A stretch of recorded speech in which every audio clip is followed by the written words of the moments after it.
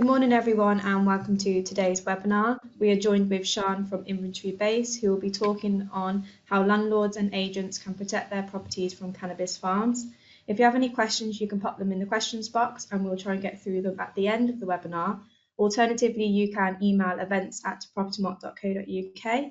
I'll now pass you over to start the webinar. Thank you. Lovely, and thank you everybody for joining me. You might have guessed I'm a little bit of a different place today. I'm not in the normal office. I'm actually at the Propertymark Regional Conference in Southampton. So I've taken a little bit of time away from the delegates to come and present today. So I'm hoping you'll find this interesting, and especially where cannabis farms are concerned in rental properties, it's becoming a bigger issue. I'm hoping that my audio is okay, so do apologise if you do hear any background noise, but hopefully it should be minimal. So let's jump straight into the agenda. So during today's webinar, which lasts no more than 30 minutes, going to be looking at the latest statistics on the rise of cannabis farms in residential areas and what it means for you as agents. Also understanding the serious consequences and financial penalties associated with these illegal operations. And there's a lot more than maybe you'd think. And then we're going to be looking at the impacts on public services, because farms do put a strain on health services, emergency services, and the local infrastructure. So it's not just about the property, it has a much wider impact. And also then looking at best practices. So what practical tips I can give you for conducting effective property inspections, utilising the technology that's available, and also how you can collaborate with authorities to really safeguard your investments, and investments from a property point of view and also from your portfolio point of view. So let's look at the statistics. 10,000. So you're probably wondering, what does that mean? Well, 10,000 is the amount of cannabis farms were uncovered nationwide in 2024. And if you look at Operation Millie, uncovering farms there was around about 1,000 in 2023. So we're seeing a much bigger rise in the number of cannabis farms seen in properties across the country. And a significant portion of these are actually situated in residential properties. And this means that we've got a growth issue, we've got a persistence issue, and that this kind of issue is not going away. So the issue then comes around to is the amount of cannabis actually being consumed in the UK. And around 90% of that is actually from farms that are actually in rented properties. And each year, more than 1 million cannabis plants worth about £210 million are seized by police. So this isn't a small venture. This isn't a small issue for the industry. This is quite sizable, and it's continuing to grow. And as you can see here, with local councils, they're continuing their crackdown under the Housing Health and Safety Rating System. And so far, they've issued 35,000 enforcement actions in the last 2 years. And they've been recorded against properties that have been linked to cannabis farms. So sometimes it's not actually the cannabis farms themselves, it's also what's going on in regards to the infrastructure around them and the people around them. So there's a lot of issues that we're having to address in the private rental sector. So it's not something that we can actually ignore or think is literally a minor problem. And a good way to showcase this is what's been shown in West Midlands. So there's been 850 cannabis farms discovered between 2023 and 2024. And that's a key word here, discovered. They're the ones that have been found. So if we're finding 850, you can probably double that, if not treble that amount. And that is just in that small geographical area. If you look in Greater London, the Metropolitan Police have had seizures of over 32,000 cannabis plants in 2024. And again, these are the ones that have been found. There's plenty more that go unnoticed, unseen, unreported, and it's contributing to the wider issue of cannabis use in the UK. But this doesn't just affect the property, it's also about energy theft. Cannabis farms tamper with electricity. We know that, we see that all the time in pictures, in news articles that we see across the board. And this actually creates a good amount of financial loss, and that's estimated about 460 million annually to both businesses, to the businesses who actually provide the energy, as well as also the loss in regards to individual landlords and agents who are managing the properties, because that energy is being taken away, has not been paid for. So effectively that is theft. So 460 million is not a small amount, and the fact that this is annual and it's continuously building means that there's a much bigger problem in the industry. And then we can also look at property damage. So the average repair cost for properties using cannabis cultivation range from £10,000 to £40,000, and that is per property. Now, some costs might be relatively low, but some are very high. A good example of that is a property that was found to have a cannabis farm inside. The agent didn't know, the landlord didn't know, but when they went in, they found that all of the floors in the property had actually been stripped out. So literally there was no upper property, bedrooms, bathrooms, everything stripped out to give as much space as possible to cultivate these plants. So when you're getting to those kind of levels of damage, then the 40,000 is probably going to be literally a drop in the ocean as to what the potential landlord and agent might have to fork out in order to get the property back into any kind of livable condition. But there's also other issues in regards to property damage, in regards to tampering and wiring being bypassed from the meters. And these can lead to fires, exposing the property to costly repairs. So obviously, if you've got a fire in a property like that, you've got a lot of infrastructure that is going to catch fire. But it's not just that particular property itself, it's also all the properties around it, especially as most of these residential properties tend to be either flats or houses and part of a larger street area, because often they're positioned in that kind of locality because they don't want to be noticed. They want it to be seen as just another property on the street. So if they have a fire there, it's going to cause much more damage to not only the property itself, but properties that are surrounding the area. And energy theft in its totality, is a big problem both in England and Wales, and they are at record levels. Reports are showing that there's 3,600 theft cases in the year leading up to March 2024. And that is resulting in a 13% increase from 2020 to 2021. And honestly, during that time, we've had COVID. Now, I know we're way beyond COVID now, but it's still having an impact even now, because we're seeing people still taking energy away from the property, not paying for it, tampering with the meters and tampering with the infrastructure, meaning there's much more potential for damage. And also then if people are seeing there's a gain and they're not being held accountable, i.e. they're not being prosecuted or found, then that is going to increase because they're going to be emboldened to do even more in the property and to basically cause more damage. And another area of damage that often doesn't get talked about is the damage from the humidity and the mold that is created when they have these farms. So all of these farms that grow cannabis need a high level of heat, humidity for the plants to grow. So therefore, that's why you often see when you go into properties that have been modified and they've had, as we're saying here, structural modifications. The actual property itself, the windows are boarded up, or they might be covered in film or plastic, anything to create that moisture, to create that rich environment for the plant growth. So of course then, if there's moisture in the property, we know that just from general use. I mean, even now I've come back from a bit of time away and I've had to air the property straight away because the fact that it feels very damp and we've had a change in temperature. All of that can create condensation, can create mold, and mold then, once it gets into the plaster, in behind the paintwork, behind the walls and all the other areas, it can cause a lot of damage, and mold is very, very difficult once it's ingrained to get rid of. And all of this supports the illegal activities of the persons that are actually creating these cannabis farms.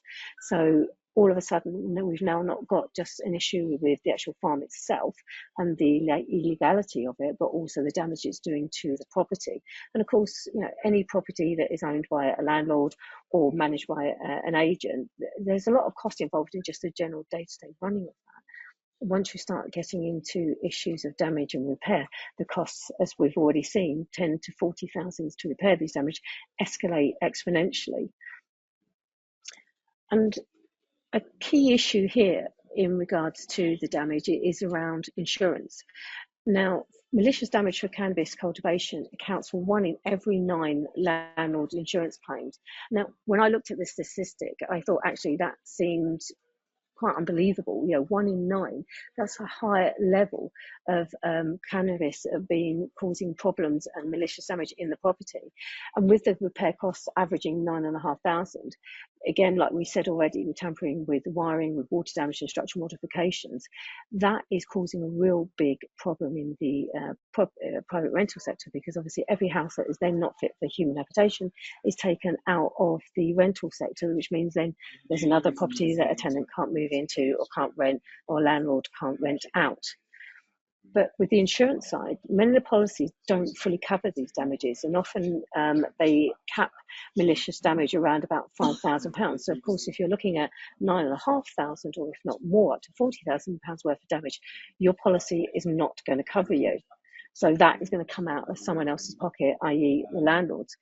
And another statistic, again, which surprised me, was that 75% of claims related to cannabis farms are actually being denied due to the inadequate property checks, with increased insurance premiums and potential legal fees. So it's showing that the insurance policy themselves, one, you've got to always check it, which you should be doing anyway, but you then should be checking it to see, okay, well, what are the limitations? What happens if you do get damaged because someone's decided to rent the property out and use it illegally, create a farm in the property, and then 9 times out of 10 they leave quickly once they're found out, and the landlord and the agent are left dealing with all the damage.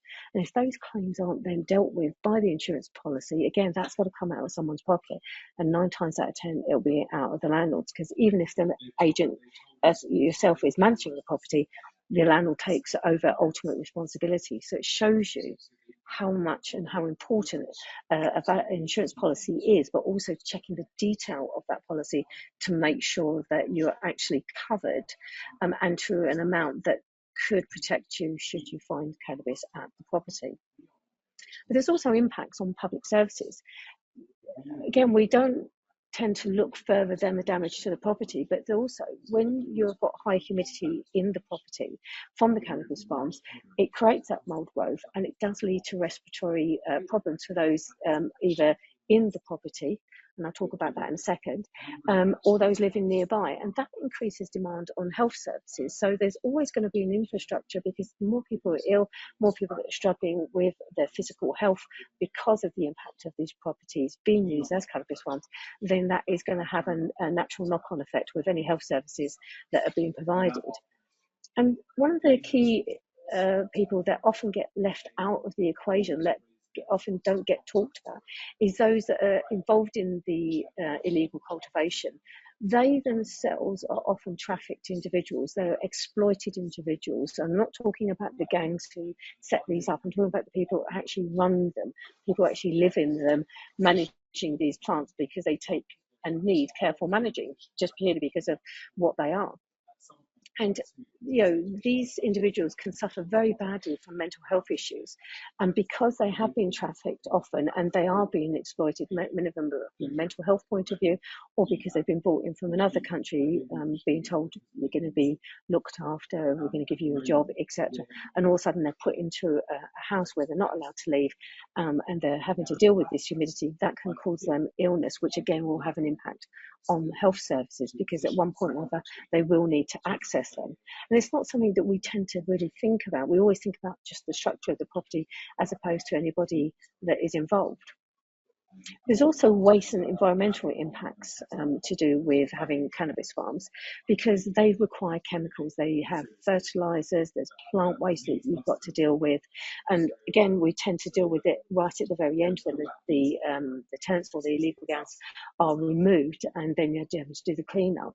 But during the actual cultivation side, these fertilizers, these plant wastes are generated, so therefore they've got to go somewhere, and they're often disposed of down the normal drains, which are not fit for purpose. That's not what they're built for. And they do contribute to environmental pollution, especially if the toxic materials are disposed of incorrectly, i.e. straight into the water system and not through any waste systems or waste companies that are set up for this, because at the end of the day, these are illegal enterprises, and of course no one's thinking about that, but that does have an impact. So all of a sudden we've gone from property damage to people's health to waste and environmental impacts just by having a cannabis plant in a private rental sector property. And we talked about the human impact. So this is quite a startling figure that in 2024, over 2,000 potential victims of modern slavery were involved in cannabis cultivation. So modern slavery is where people are brought in and they're trapped in what we call debt bondage, where they basically paid or said that they would pay an X amount of money to arrive in this country. They haven't been able to pay that amount, but they've been promised, we'll come over and you can work that debt off. And that's what we mean by debt bondage. But then often when they arrive, they're threatened with violence. They're threatened with violence against their families, which means then they feel they've got no other choice but to work in these farms. And these farms, as we've said already, they're in inhumane conditions. They're having to deal with the high humidity, with the mold, being confined, poor living conditions. Often they're not let out for weeks at a time, and they're being given very poor support by these legal gangs, because at the end of the day, all they're interested in is getting the plants out of the property, not about the people that are there. And they're given no or very little freedom of movement. And one of the key things that, again, is very worrying is the fact that a lot of these are children or young adults. And some of these young adults are also impaired mentally. So that means that often they don't have an understanding of what it is they're doing, but they're still caught up in the illegal process, which means often once they're found, they're then taken to court. Some of them end up in prisons or end up in the system where they really don't understand what's going on, and they really then end up suffering quite badly, both physically and mentally, because of something technically is out of their control. So there's a really big human impact that we've got to think about, because again, we often think about just the property, but there's people involved here. There's illegal gangs, but there's also people that are victims of this modern slavery. And it's something that we've all got to be aware of and make sure that we do everything that we can to limit this illegal trade. One landlord liability that again gets overlooked is under the Misuse of Drugs Act 1971, there's a stronger enforcement now under the 2015 Act, where landlords can actually face up to 14 years in prison. They can also face unlimited fines, potential civil suits if the property is used for drug production or human trafficking, even if they didn't know about it.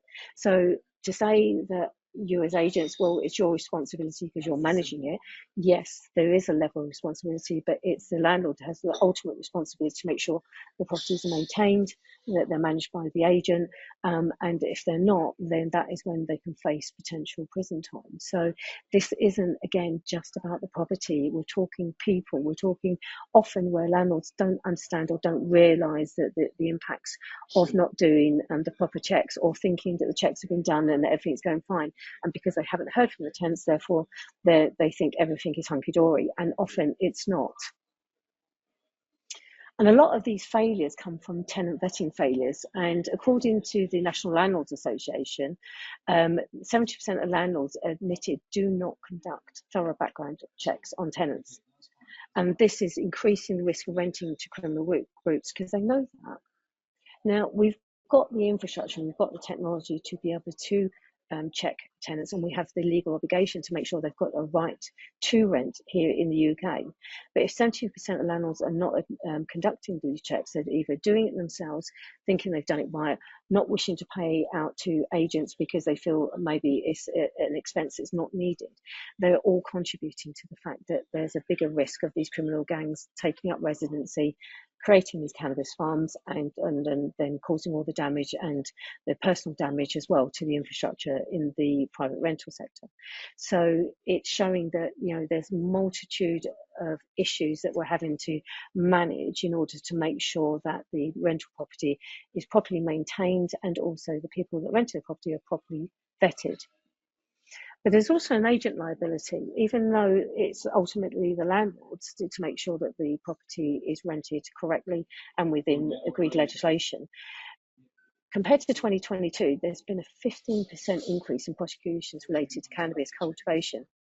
And these cases include not only landlords, they include electricians who have been involved in tampering with the wiring systems, but also letting agents who have been found complicit or negligent in enabling these operations.